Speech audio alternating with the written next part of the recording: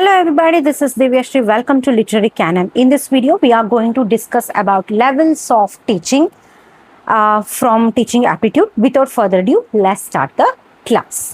Yes. So levels of teaching, as we know that there were 4 levels of teaching.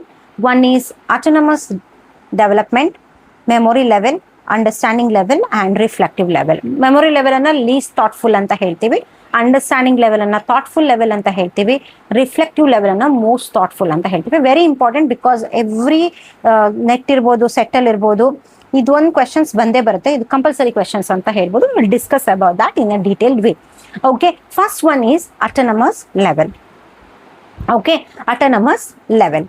Autonomous level of teaching is a student-centered approach where learners take full responsibility for their own learning with little to no external intervention. ಅಂದ್ರೆ ವಿದ್ಯಾರ್ಥಿ ಕೇಂದ್ರಿತ ವಿಧಾನ ಇದು.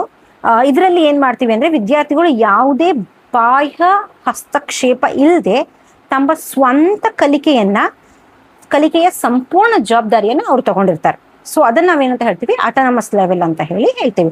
ಇದನ್ನ first introduce ಯಾರು ಮಾಡ್ತಾರೆ, ಮಾರಿಸ್ ಎಲ್ಬಿಗಿ in 1976 ಅಲ್ಲಿ.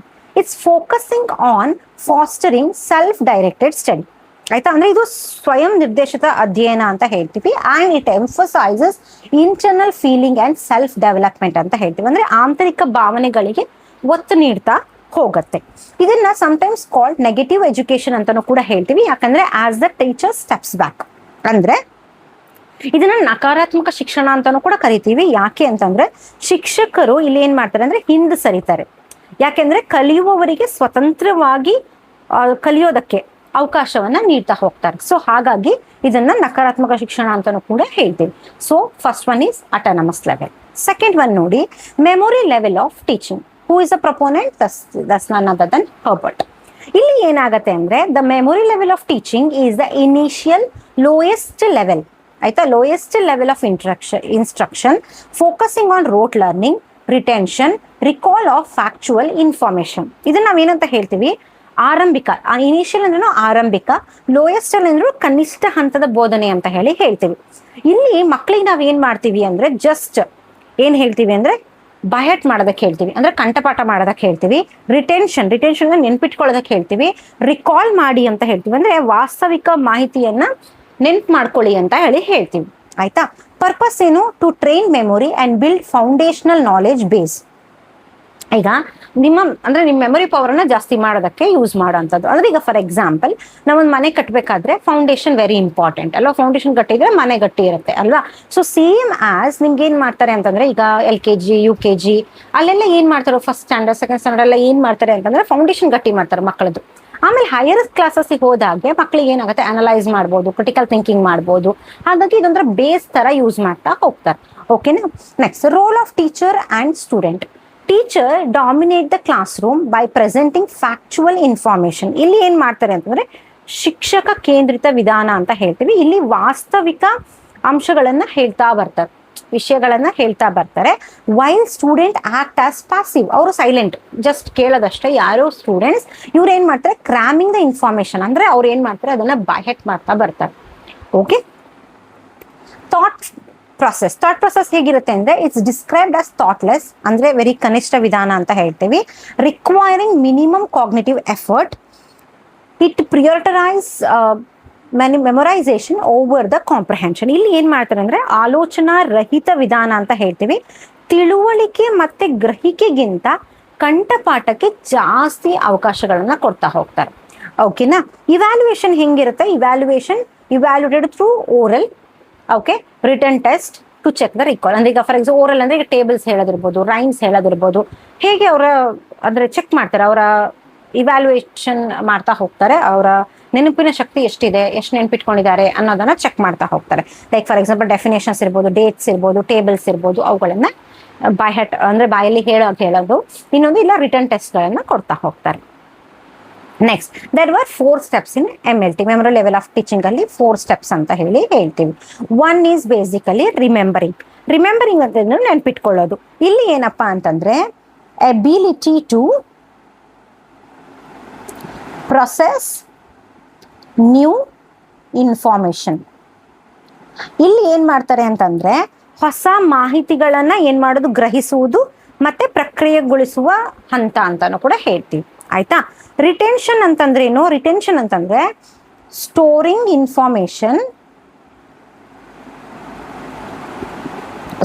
Information in memory. ಆಯ್ತಾ. ಇಲ್ಲಿ ಏನ್ ಮಾಡ್ತೀವಿ ಅಂತಂದ್ರೆ ಮಾಹಿತಿಯನ್ನ ಸ್ಮರಣೆಯಲ್ಲಿ ಸಂಗ್ರಹಿಸುವಂಥದ್ದು. ಸೊ ಇದನ್ನ ಏನಂತ ಹೇಳ್ತೀವಿ? ರಿಟೆನ್ಷನ್. ರಿಕಾಲ್ ಅಂತಂದ್ರೇನು? Ability to access and retrieve previously stored information. ಅಂದ್ರೆ ಇದ್ ನಾವೇನಂತ ಹೇಳ್ತೀವಿ ಅಂತಂದ್ರೆ ಇಲ್ಲಿ ಹಿಂದೆ ಸಂಗ್ರಹಿಸಿದ ಮಾಹಿತಿಯನ್ನ ಪೂರ್ಣ ರೀತಿಯಲ್ಲಿ ಬಳಸ್ಕೊಳ್ಳುವಂಥದ್ದು. ಆಯ್ತಾ. ಅದು. ರೆಕಗ್ನಿಷನ್ ಅಂದ್ರೆ ಐಡೆಂಟಿಫೈಯಿಂಗ್ ಇನ್ಫಾರ್ಮೇಶನ್ ಅಂದ್ರೆ ಮಾಹಿತಿಯನ್ನ ಗುರುತಿಸುವಂಥದ್ದು. ಸೊ ಇದನ್ನ ಏನಂತ ಹೇಳ್ತೀವಿ? ರೆಕಗ್ನಿಷನ್ ಅಂತ ಹೇಳ್ತೀವಿ. There are 4 steps in memory level of teaching. Next, understanding level of teaching. Understanding level of teaching ಅಲ್ಲಿ ಯಾರು ಪಯೋನಿಯರ್ಡ್ ಅಥವಾ ಪ್ರೊಪೋನೆಂಟ್ ಯಾರು? H.C. Morrison. Focusing on comprehension, application and seeing relationship between concepts rather than rote memorization. ಇಲ್ಲಿ ಏನಪ್ಪಾ ಅಂತಂದ್ರೆ main important, ಇಲ್ಲಿ ಬಹೆಟ್ ಮಾಡೋದಕ್ಕೆ ಬಿಡಲ್ಲ. ಒಂದಕ್ಕೊಂದು ಸಂಬಂಧ ಏನು, ಯಾವುದೋ ಒಂದು ವಿಷಯಗಳನ್ನ ಹೇಳ್ಕೊಡ್ತಿದ್ದಾರೆ ಮಕ್ಕಳಿಗೆ ಅಂತಂದ್ರೆ ಅದು ಆ ವಿಷಯದನ್ನ ಅನಲೈಸ್ ಮಾಡೋದಕ್ಕೆ ಹೇಳ್ಕೊಡ್ತಾರೆ.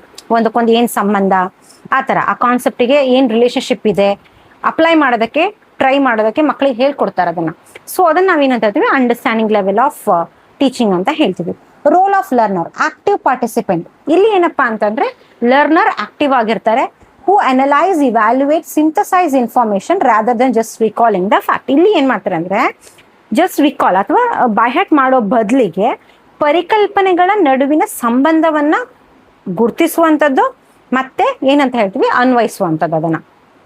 ಅದನ್ನ ಏನಂತ ಹೇಳ್ತೀವಿ ನಾವು ಇಲ್ಲಿ? ಅಂಡರ್ಸ್ಟ್ಯಾಂಡಿಂಗ್ ಲೆವೆಲ್ ಆಫ್ ಟೀಚಿಂಗ್ ಅಂತ ಹೇಳ್ತೀವಿ. ರೋಲ್ ಆಫ್ ಟೀಚರ್ ಏನು? Act as a facilitator. ಶಿಕ್ಷಕರು ಜಸ್ಟ್ ಏನಂತ ಹೇಳ್ತೀವಿ ಅಂತಂದ್ರೆ ಮಾರ್ಗದರ್ಶನವನ್ನ ನೀಡ್ತಾರೆ. ಜೊತೆಗೆ ಹೇಗೆ ಸಂಬಂಧಗಳು ಅಂದ್ರೆ ಒಂದಕ್ಕೊಂದು ಸಂಬಂಧ ಹೇಗಿದೆ, guide students, explain relationship and use active teaching technique. ಆಯ್ತಾ. ಒಂದು ವಿಷಯ ಇನ್ನೊಂದು ವಿಷಯಕ್ಕೆ ಹೇಗೆ ಸಂಬಂಧ ಇದೆ, ಒಂದು ವಸ್ತು ಇನ್ನೊಂದು ವಸ್ತು ಹೇಗೆ ಸಂಬಂಧ, ಅದರ ರಿಲೇಶನ್ಶಿಪ್ ಗಳನ್ನ ಹೇಳ್ತಾ ಬರ್ತಾರೆ. Target level used for secondary and higher education ಹೇಳಿ ಹೇಳ್ಬೋದು. ಸೆಕೆಂಡರಿ ಮತ್ತೆ ಹೈಯರ್ ಎಜುಕೇಶನ್ಸ್ ಅಲ್ಲಿ ಇದನ್ನ ಯೂಸ್ ಮಾಡ್ತಾರೆ. ಓಕೆ. ಸೊ ಇಲ್ಲಿ ಸ್ಟೆಪ್ಸ್ ನೋಡ್ಬೋದು ULT ಅಲ್ಲಿ. First one is basically explanation. Explanation ಅಂದ್ರೇನು? ಪರಿಶೋಧನೆ ಅಂತ ಹೇಳ್ತೀವಿ. ಇಲ್ಲಿ ಏನ್ ಮಾಡ್ತಾರೆ ಅಂದ್ರೆ ದ ಟೀಚರ್ ಏನ್ ಮಾಡ್ತಾರೆ? Assess the students previously, it's previous knowledge, sorry, previously alla, previous knowledge is prepare them for new content. ಅಂದ್ರೆ ಇಲ್ಲಿ ಏನ್ ಮಾಡ್ತಾರೆ ಅಂತಂದ್ರೆ ಶಿಕ್ಷಕರು ವಿದ್ಯಾರ್ಥಿಗಳ ಹಿಂದಿನ ಜ್ಞಾನವನ್ನ ನಿರ್ಣಯಿಸಿ ಹೊಸ ವಿಷಯಕ್ಕೆ ಅವರನ್ನ ಸಿದ್ಧಪಡಿಸ್ತಾ ಹೋಗ್ತಾರೆ. ಅದನ್ನ ನಾವೇನು ಅಂತ ಹೇಳ್ತೀವಿ? ಎಕ್ಸ್ಪ್ಲನೇಷನ್ ಅಂತ ಹೇಳ್ತೀವಿ. Next presentation. ಪ್ರೆಸೆಂಟೇಷನ್ ಅಂತಂದ್ರೇನು? The new topic. ಆಯ್ತಾ. New topic is introduce and explain. ಆಯ್ತಾ. The teacher reteach the material if it is necessary. ಅಂದ್ರೆ ಇಲ್ಲಿ ಏನ್ ಮಾಡ್ತಾರೆ ಅಂದ್ರೆ ಹೊಸ ವಿಷಯಗಳನ್ನ ಪರಿಚಯಿಸ್ತಾರೆ ಮತ್ತೆ ವಿವರಣೆ ಕೂಡ ಮಾಡ್ತಾರೆ. ಈಗ ಫಾರ್ ಎಕ್ಸಾಂಪಲ್ ಅಗತ್ಯ ಇದ್ರೆ, ಆಯ್ತಾ, ಅಗತ್ಯ ಇದ್ರೆ ಮರುಬೋಧನೆ ಕೂಡ ಮಾಡ್ತಾರೆ. ಅದನ್ನ ಪ್ರೆಸೆಂಟೇಷನ್ ಅಂತ ಹೇಳ್ತೇವೆ. ನೆಕ್ಸ್ಟ್ ಏನಂತ ಹೇಳ್ತೀವಿ? ಅಸಿಮಿಲೇಷನ್. ಅಸಿಮಿಲೇಷನ್ ಅಂದ್ರೇನು? Students study the material individually to internalize and master the concept. ಇಲ್ಲಿ ಏನ್ ಹೇಳ್ತೀವಿ ಅಂತಂದ್ರೆ ವಿದ್ಯಾರ್ಥಿಗಳು ಏನ್ ಮಾಡ್ತಾರೆ? ಪರಿಕಲ್ಪನೆಗಳನ್ನ ಆಂತರಿಕಗೊಳಿಸಲು ಮತ್ತೆ ಕರಗತ ಮಾಡಿಕೊಳ್ಳಲು ಪ್ರತ್ಯೇಕ ವಿಷಯಗಳನ್ನ ಅಧ್ಯಯನ ಮಾಡ್ತಾ ಹೋಗ್ತಾರೆ. ಅದನ್ನ ಅಸಿಮಿಲೇಷನ್ ಅಂತ ಹೇಳ್ತೀವಿ. ನೆಕ್ಸ್ಟ್ ಆರ್ಗನೈಸೇಷನ್ ಅಂದ್ರೇನು? Students represents the learned material in their own words. ಇಲ್ಲಿ ಏನಾಗ್ತಾರೆ, ವಿದ್ಯಾರ್ಥಿಗಳು ಕಲಿತ ವಿಷಯಗಳನ್ನ ಶಿಕ್ಷಕರ ಸಹಾಯ ಇಲ್ಲದೆ ತಮ್ಮದೇ ಆದ ರೀತಿಯಲ್ಲಿ ಪ್ರತಿನಿಧಿಸ್ತಾ ಹೋಗ್ತಾರೆ. ಅದನ್ನ ನಾವೇನಂತ ಹೇಳ್ತೀವಿ, ಆರ್ಗನೈಸೇಷನ್. ರಿಸೈಟೇಷನ್ ಅಂತಂದ್ರೇನು, students present the content orally to demonstrate